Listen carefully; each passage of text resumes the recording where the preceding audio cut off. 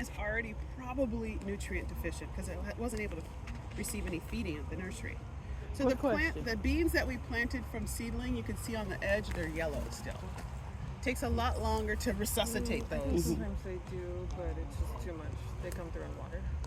So it takes a lot longer to resuscitate a seedling that came from a nursery. But if we grow our own, we know that we know what we've given them, right? That's different than if we bring them from the nursery. But now you can see what people are dealing with. But that's why they try to sell you a fertilizer when you buy your seedlings. And this is considered like a general fertilizer for plants that are mature to the point where they can put it in a 4-inch pot. They're like, oh, you need to use this, you know, because why? Because it has mycorrhizal fungi in it. It has, that's like the mushrooms that you see in the soil. That's the life of the soil. And this has some of that in it. But your soil, you notice those white mushrooms in that one bed? Everybody know what I'm talking about? That's indication that that plant, that particular soil bed has that mycorrhizal fungi in it already. So it's like healthy kind of soil. It's healthy soil already where you don't necessarily need to be adding fertilizer. You can already see the evidence that you have healthy soil. It also has rooting hormones in this. But you know, you could use your saliva for rooting hormone by sucking on the seed. Your saliva has a hormone in it that breaks down that seed coat that allows the plant to already start to uptake the nutrients. But the reason why I do buy this particular product, Happy Frog is a good product for soil, but also I like to teach from it. This is my teaching tool. And I don't know if I've done this with you yet, but you see these 3 numbers? What are they?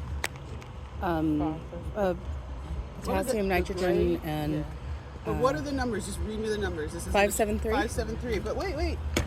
This also has 3 little numbers on it. What are those numbers? 101. 101. What about this one? 411. 411. What are those numbers, Fatima? Maybe it depends on Potassium It depends and on the what? NPK, so it's months? nitrogen. No, it doesn't depend on the month. P, potassium, and K. And K is Okay, no, so you know calcium C. enough. So you know enough to be It's- dangerous. What? You know enough to be dangerous. No. But I'm going to tell you what those 3 numbers refer to. So the macronutrients of a plant are the nitrogen, the phosphorus, and the potassium. Those are the micronutrients of a plant. Every plant has to have those micronutrients in sufficient measure in order to really thrive and not just survive. Okay? And so these fertilizers are giving you the concentration of those macronutrients. The first one is the nitrogen, that's in. The nitrogen is in. The second one is phosphorus, and that's the P. So NP, and then what's the third one? NP, what's it? K? NPK. K? And K stands for potassium. Sorry, it doesn't start with a K, Yeah. but NPK, right? That is what this is. And so what is this 573 telling you? The ratio? It tells you the ratio. So what is in the highest ratio here? And P is phosphorus. Yes, phosphorus. But so I want you to think of phosphorus as things growing strong and ferocious. I want you to think of potassium as things tasting better. Okay. That's right. So I also want you to think of these 3 numbers as the top of the plant, the middle of the plant, and the bottom of the plant. What's at the top of a plant? The leaves. First, true leaves. So nitrogen refers to leaf development and leaf greening. It's what makes the leaf come out, what produces a leaf, and it's what makes that leaf green or fills that leaf with chlorophyll, colorful chlorophyll. Okay? What about, and so that's the top of a plant. What's in the middle of a plant? How it eats. So if the leaves are at the top, what's stems, in the middle? Stems, the trunk, the cambium, the Don't try to make this more complicated. Let's go over to the plants. Yes, who said branches? branches. Right, Shirley. So I'm just guessing. so the stems, the branches. Look at this bean. In the middle of the plant is the stems, right? Yes. you know what? Just so that you know, it's not going to make, it doesn't follow the logic exactly as I'm explaining it, but it's not just the stems, it's the full architecture of the plant. The plant's Structure, ability the to have structure. So that even relates to the roots to a certain extent. But what is at the absolute bottom of a plant that we can't see? Roots. The roots. The roots. So Roots, roots, potassium refers to the roots. Okay, so top of the plant, middle of the plant, bottom of the plant. Leaves, stems, roots. It also refers to your beginning experience with your plant from seed, your middle experience with your plant from seed, and the end of the plant's life. The end of your experience with that plant from the beginning. So this is also the beginning of the season, the middle of the season, and the end of the season. So in the beginning of the season, we're looking to add leaves. We want to see that this thing can leaf out beyond its cotyledon. Does anybody remember what the cotyledon is? First leaf that The first forms. 2 leaves. Right. The first 2 leaves that form are called the cotyledon. So when your radishes or your lettuce seed comes out, it's 2 little leaves. That's it. We want to make sure that those 2 little leaves can photosynthesize because that's what makes more leaves. That's how a plant grows, is by taking those 2 little leaves and acting like a solar panel and basically drawing that sun's energy into itself so that it can create carbohydrates which then basically creates new leaves, which then basically allows more photosynthesis. So that's why you saw these corn all of a sudden really go. Yeah. Because you fed it the nitrogen it needed by the fish emulsion, which was a higher concentration of nitrogen. In this case, it was, does anybody remember what that fish emulsion bottle was? 411. 411, and the 4 refers to the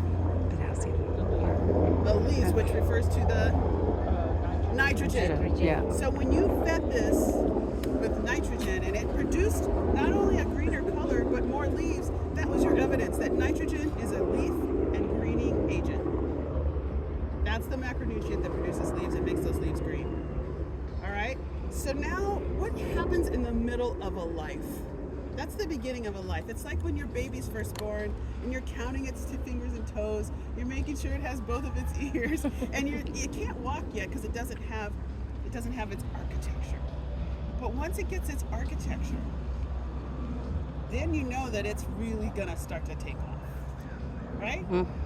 So the reason why they sell you this as a 573 is because they know that you're buying seedlings. And the seedlings are already almost in the middle of their life. And that's why the 7 is higher here than the 5 and the 3. Because it knows that it needs that higher concentration of phosphorus, because phosphorus makes things strong. Phosphorus makes things ferocious. Phosphorus ferocious, right? And so that's what's happening there. What happens in the middle of a life of the plant, or the middle of your life? Yeah. What can happen in the middle of a woman's life? What can be possible? Reproduce. Reproduce is called fruiting. Can anybody find the bean on this plant? Can anybody find the bean? In the flower. The flower. The fruit always comes from the flower. So in the middle of a plant's life, it can flower or fruit. Just like in the middle of your life, you're able to have a baby. You're 14 years old. You can have a baby. Fertile. You're fertile.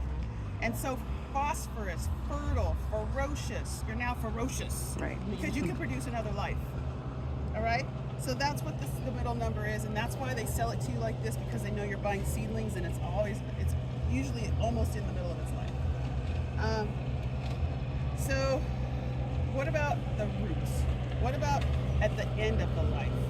Let's say, you're a grandma or a grandpa, and it's like you've lived your life, you were looking good, you were beautiful, your skin was beautiful, and then all of a sudden you got older, right? And my daughter says, well, Mom, yeah, you had some, whatever, you're aging gracefully, but, if you just use this snail mucin, or if you just go to the gym, or if you just, you're going to be young again, right? Well, in the case of like tomatoes, let's say, if we fed our tomatoes with this, what's the last number? Potassium. If we did a foliar feed, if we sprayed our tomatoes with potassium, we might even be able to get that tomato to produce more fruit. It might even be able to push out a whole new set of flowers as an old lady. and provide us more fruit. Because potassium encourages flowering and fruiting. Why? Takes a lot of energy. It's because we're getting the plant to root deeper. Because remember, potassium refers to the roots. So we're getting the plant to root out. Like, just get grounded, get more grounded. Start going to the gym. Figure out who you really are. Express yourself the way you've always wanted to. That's what potassium is. It's asking the plant to root deeper and broader so that it can seek more nutrients and potentially push out more flowers and make more fruit. It prolongs the life of the plant, its longevity. It helps toward longevity of the plant. So that's a way to think about the plant's life. That's a way to think about it in terms of your own life, so you can draw the parallels.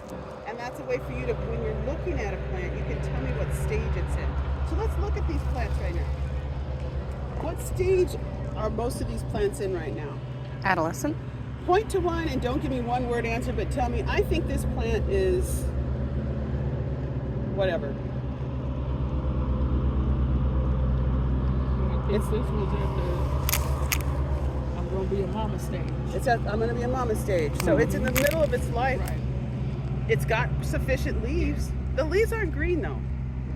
No. So if we want it to be a healthy mama, we would give it a little bit more nitrogen. Nitrogen. So even though you may have fed those plants once with the fish emulsion, it wouldn't be a bad idea to go back in and after about a week and feed them again at the root level. Nitrogen. Just to green them up so that they're robust, so that they really have the ability to draw that energy from the sun. Because the sun is you can give it this all you want, but really the sun is what's going to give it its primary life This one source. is needing nitrogen. And the only way it can take up those nutrients is through water. Because the nutrients aren't bioavailable if they're not liquefiable. They can't take it up. And that's what's happening. The soil itself might be sequestering some of the nutrients, which is why we're giving it fish emulsion. If the soil were already mature and it had all of that in it, we wouldn't have to feed those with fish emulsion. Does that make sense? Mm-hmm. Yes. So that's how we can switch now to the soil. We can switch now to the soil. Does anybody know what stage the corn is at? Does corn start fruiting when it's young like that? No. How about when it's taller like this? Does corn start giving us corn stalks yet? Nope. It's getting closer, but still not yet. Yeah. So this is still in that beginning stages of its life. It's still trying to put on new leaves. It's still trying to grow so it can start to fruit. The beans, though, the beans have moved beyond their cotyledon, which are the first two leaves, and they're putting on their secondary leaves. Those are, we still want to give it more leaves. So same thing, we're still in that same young stage. Those beans over there are a little bit more mature, but these haven't yet start to show any kind of flowers yet. So they're still in the beginning stages. What about the cucumber? Cucumber's in the fertile stage and it's producing. Right. So it's calling for more phosphorus, right? But look, it's actually got a Cucumber there. Did you see that? Mm-hmm. Who planted that? We did. Aren't you proud of that? Yeah, absolutely. That was half that size 2 days ago. And look at all the flowers. Yes. And look, there's even baby cucumbers. I see 2 or 3 baby cucumbers. So this thing is happy it had enough nitrogen to be able to produce to the next stage. So, and did anybody feed the fish emulsion to this bed? Yeah, Yes. I had all of the newly planted beds. Oh, okay. Excellent. So look at them. Look at them appreciating it. And you did 2 different types of corn, which is kind of fun. Those were in the 6-pack for at least an extra week. Okay. I soaked them in kelp, fish and kelp to kind of try to wake them up, and then we just planted them just to keep filling it in. Yeah. So yeah, that's why they look like that. I have kelp over there. Let's look at the kelp. There's 3 to a bunch. Oh yeah, there's 3 of them. I think that's the other one there. Yeah, that's those ones that full because they went in at least a week later. This is an interesting number. 101. Like English 101. So this, I actually would need to research. I don't know why it would be a 101. I think linearly, like I think, okay, we're going to go from this stage to this stage to this stage. It's kind of interesting how there's like no phosphorus in this. But it also answers why I did what I did with it. Yeah. Which is why she thought of it. Yeah. I soaked the old stuff that'd been in the nursery stock in it to address greening it up, getting the leaves green, and making the roots strong. Yeah, so she skip the middle. So she's just intuitive. She knows what to do. I would have to try to figure out why is kelp like that, you know? But isn't that interesting that Yeah. the earth provides us everything that we need in order to maintain Life, Life, sustainability. You know, don't you feel loved I do. knowing that? Absolutely. Of course. That we've already been given all the provision we need in order to cultivate life. And you don't have to Not just manufacture it, sustain yeah. Yeah, so cool. So, but this is our fish emulsion. This is our 411. So we know that this is all nitrogen mostly. Because once a plant starts to flower like that in fruit, it kind of confuses it, to be honest, to give it something that's so high nitrogen, because it's in its fruiting stage. So then it'll say, oh, you want me to produce more leaves and not fruit? So that's why interacting or interfering with its natural processes with things that are in a package isn't my preference. My preference is to build soil that is cycling those nutrients for the plants naturally, and to maintain that soil in a way that we can maximize the cycling of the nutrients. So what is good soil made up of? What is the best composition for soil for growing fruits and vegetables? It's like a third, and a third. Fungus, like from the trees, that network that you spoke of. Okay, so And the best organic soil for growing vegetables is a bacterial dominant soil. yes. Because vegetables, so any farmer Wood. growing anything are always trying to find the perfect balance between fungi and bacteria. In the case of trees, we want them to be, the soil to be fungal dominant. But in the case of vegetables, if there was fungal dominant soil, what would we see? We'd see powdery mildew, we'd see a lot mushroom. more mushrooms, which even though the mushrooms are a sign of good life, they do take nutrients out of the soil. They give it, but they take it too. So we don't want to like have a bunch of mushrooms in our beds. They actually form these blocks. They start to use it to sort of reproduce, and they form like hard blocks in the soil where the vegetable roots can't get through. So if you allow them to really colonize, because they will colonize. And they usually are, because we have wood in our soil, so let me just show you right here. You turn over a bag of any good raised bed soil. This is supposed to be for growing vegetables. It's raised bed soil. Somebody come up here and read the first ingredient for raised bed soil. The ingredients are right here. Somebody come read it. Recycled forest products. Recycle forest products. What is that? Wood. What does wood promote? Fungal or Fungal. bacterial dominance? Fungal. Fungal. So anything that you buy in a bag at the store, because it's cheap, it's easy to produce, they're going to say the very first item on there is going to be recycled forest products. It's not necessarily great, so we need to amend it. So we don't just plant straight with a raised bed soil. We need to make sure that it has other things in it, and that those other things are really there to add bacterial activity, bacterial nutrient cycling. So what else is in here besides the Cocoa coir or coir perlite, perlite. dehydrated chicken manure, composted chicken manure, feathers, meat, peat moss, kelp meal, and worm castings. That's a lot. But guano? Bat Guano, bat What is bat mono? I don't Bat- know. feces. Bat feces, bat poop. So we have bats in there, we have worms in there, we have chickens in there. What else did we have in there? All these poops. Yeah. We have defecation in a bag. Right, so it's a poop. I mean, again, good healthy soil is a big poop party. That's really what you're trying to create. Because the microbes are pooping. First of all, the plants are pooping. Because if there's no plants in there, there's really no microbial, there's no reason for the microbes to show up to the party. So that's why we plant full, is because we're trying to get as many microbes to the party as possible. We want as much diversity, regardless of what they try to tell you, as possible in their world, because they're all pooping different ways and different things, and they're all like, oh, but I like this poop, and I like that poop. So they're pooping, and they're eating each other's poop, and that's what's making everything grow. And that's called nutrient cycling, and there's certain bacterial dominance to what's going on. That's a Okay. poop. What'd you say? Lots of poop. Lots of poop. Yeah. So you mentioned some things that are already in this soil. They try to formulate it in a way that it's already ready to just plant straight in. But there's things that we could put more of in to Help things improve along. upon it. Or this is not a one and done. Soil is a moving target. You're always trying to build your soil and mend your soil and add to your soil so that it stays healthy. Which is why today we brought some other compost. Who wants to come read the ingredients of the compost? Oh, I cannot read that anywhere. I don't have my eyeglass. It's good. All right, well, I don't even know. What's it say? I don't have my eyeglass. Let's see. Fir shavings. What is fir? Fur. It's a tree.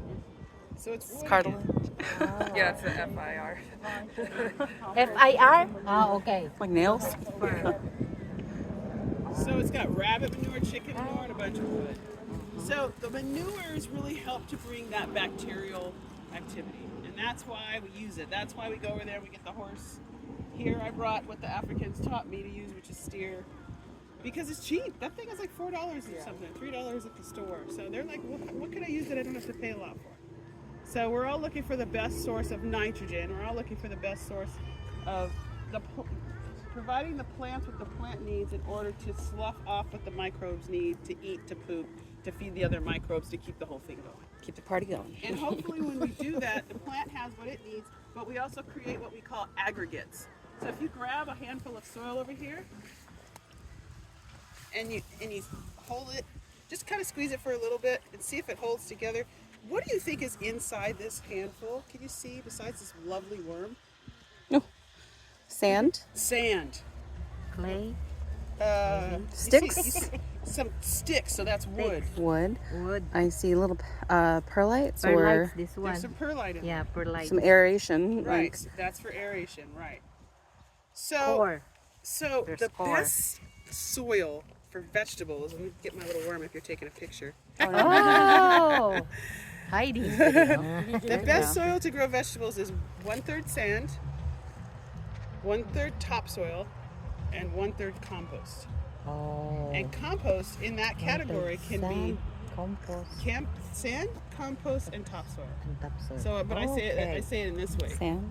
sand, topsoil, Topsoil and and compost. compost. Sand, topsoil, and Because compost. I kind of tend to think linearly. But if that's in perfect measure, 1/3, 1/3, 1/3, your plants will have good drainage because of the Perlite. sand, topsoil, compost. so- Your plants will have good drainage because of the Sand. sand. Your plants will have nutrients because of the No. compost. Compost. Because it has all. But also the topsoil. But the topsoil helps the roots grab onto things. Because if there wasn't any topsoil, they wouldn't be able to actually hold on. This would not form a ball. If it was just sand, this thing would fall through my fingers. Because of the topsoil, we can actually form a ball. If your soil doesn't form a ball, or if it forms a ball and doesn't crumble apart, then it's too clay-like. And that's what we're dealing with over underneath that bed over there. We're dealing with clay soil. Clay soil. Like, let's go over there. I don't really want to stick my hand in there, but I'm going to do it. Go over there and do it.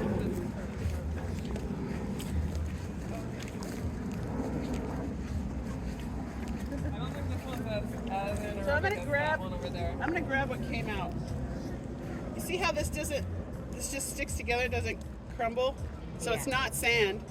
Is there topsoil in there? Because it forms a ball but doesn't open up. No. This is clay, absolute clay. This is why we have this problem, because the water has nowhere to go. It's like it's hitting a terracotta pot and it can't flow through it. Does that make sense? I literally have to use my hands to break it up, and when I break it up, I still end up with clay. If this was wet, it would be all over my fingers. So that's why we're having this, because the water went through the bed, it has to go somewhere, and it went down to the ground, but unfortunately, it doesn't have anywhere to go, it's just pooling. It's not like there's a leak in the irrigation system, it's just the nature of the soil. Yeah, that's what I thought at first. It's a good observation though. It's a good observation. Those are the kinds of things, as a team, as a family, we could say to each other, hey, there's a situation here, it looks like a leak to me, and then without digging into it, you wouldn't have known otherwise. So that was a great observation. 80% of what we do is observation. So, if you're feeling like you're already being trained for that, that's awesome. The manure, let's look at the manure. layered on top. This one's a tiny bit mixed. That one's just layered if you want to just look at manure. Okay. Let's just look at manure. Yeah. And nobody wants to put their hand right in it, but I will.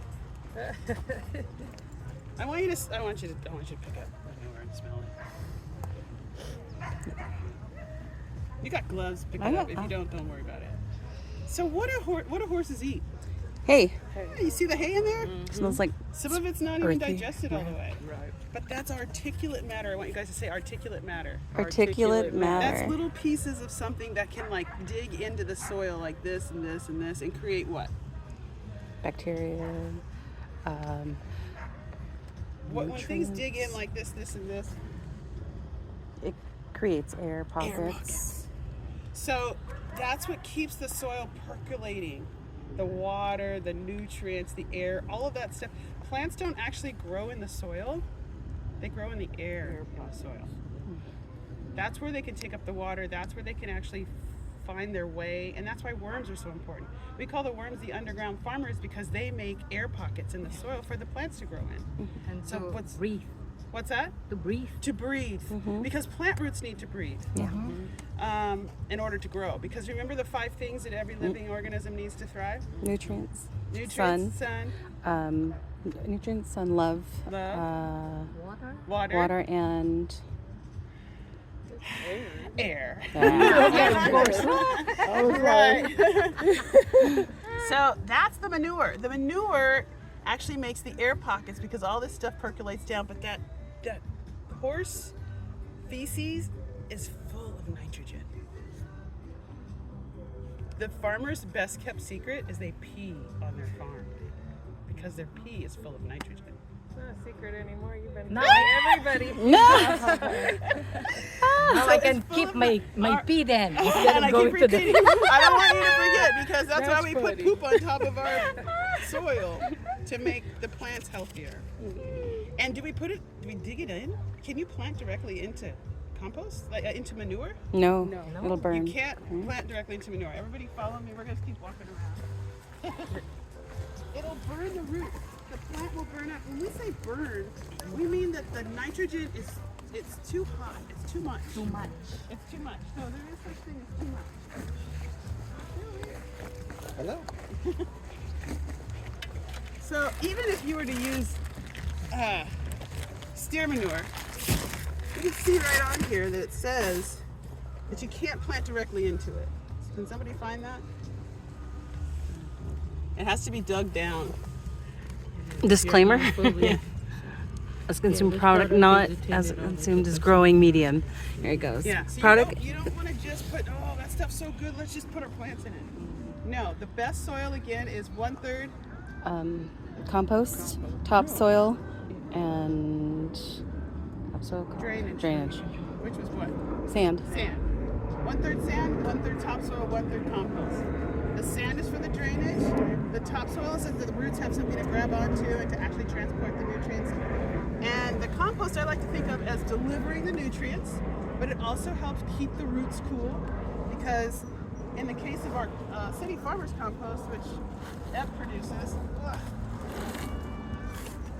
just try to stick this in here. Listen, you have your burned up. Show you what this has got in it and why we want to use this on top of the horse manure. Now I want you all to take a handful of this. I noticed when I said take a handful of manure and smell it, nobody really wanted to do that. But I did it. It doesn't smell. you know why it doesn't smell? Because it's grass. It's mostly grass, but also it's been composted. So what that means is it's been allowed to sit for a while. It's been able to actually be aerated. It's been turned so that actually it breaks down everything gets broken down to where it's bioavailable and it's not too hot for the plant. That's why we feel comfortable and confident we can put it right in with it. Alyssa has done a few experiments with the vet here where they've mixed some of the compost into the soil and they've just layered it on top of other beds, and so we could see what's the better way to go with this particular type of manure, because we don't really know until we try. We did also see what we're learning right now, and that we should wait to not plant in it right away. because Yeah. like the loads today, there's some of it that was still warm and not like fully composted. You could feel So again, that's what we're about to learn right now, Yeah. like amending it, but then watering it in and waiting probably about a week before we plant right in, just to be safe. Yes. So we don't get any of that burning. Yeah, so the Africans that I learned from, that the Roots Garden, they Yeah. use this steer manure because it's really cheap. It's like I say, it's $3 or $4 a bag, and they would water it down for 2 or 3 weeks before they would plant in it, because otherwise you end up with a situation like this, where things look a little kind of yellowy and burnt up, and sometimes they're like literally brown. Yeah, You know, like we got this. some of that because we planted right away. So it's better to water it down, and when you water manure down or water compost down, you're inoculating it. That's another word I'm gonna have her put on the sheet. Inoculating, which means that you're activating all the nutrients, you're activating all the microbes in there. Again, we're trying to allow the plants to extract the same nutrients that this is intended to provide when you transplant from the nursery. Does anybody want to tell Louise what these 3 numbers refer to? NPK, What are they? Nitrogen, phosphorus, and potassium. And what does the first number do? What does nitrogen do? makes green, makes Makes green leaves. What does the Start. middle number do? sustain architecture. Architecture, the strings, Branches. which is the stems, right? And what is the bottom number? It's the roots. Right, so it really flower. fortifies the root so that a plant can have longevity, so it can live longer, produce more fruit. So we have everything we need in the soil, we don't need this. And I try not to use this because it's not bioavailable inoculated nitrogen. It's not well bonded. It's not, the plants can't take it up. So I don't even use it. I just make sure my soil is right. All right, and so